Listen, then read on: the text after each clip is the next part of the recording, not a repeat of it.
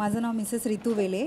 मी एका private कन्सल्टन्सीमध्ये HR manager म्हणून जॉबला आहे. प्लस मला स्वयंपाकाची आवड पण आहे, ते पण मी साईड बाय साईड करते.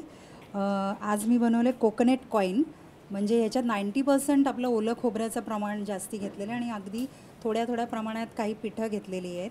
कांदा, मिरची, जे आपलं मसाले बेसिक आहेत ते करून ह्याला तुम्ही एअर फ्राय करू शकता, शॅलो फ्राय करू शकता, परत तुम्ही डीप फ्राय पण करू शकता. हे थंड झाल्यावर पण ऑइली होत नाही, मेन म्हणजे त्याचं वैशिष्ट्य हे आहे. आणि त्याच्यानंतर ओल्या खोबऱ्याची चटणी पण बनवलेली आहे, जी थीम आपली आहे. तर मला असं वाटतं की सगळ्यांनी टेस्ट करून बघावी. जरूर जरूर. असं एक गोड एक तिखट असं तुकडे करता का त्याचे? म्हणजे आम्ही जस्ट हां, ते जस्ट कट करून ठेवू.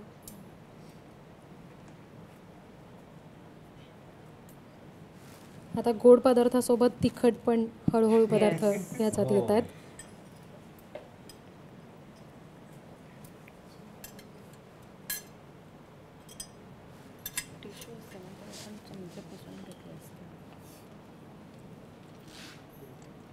याच्यातच घ्यायचं असं. चटणी पण ट्राय करता येईल त्याच्याबरोबर.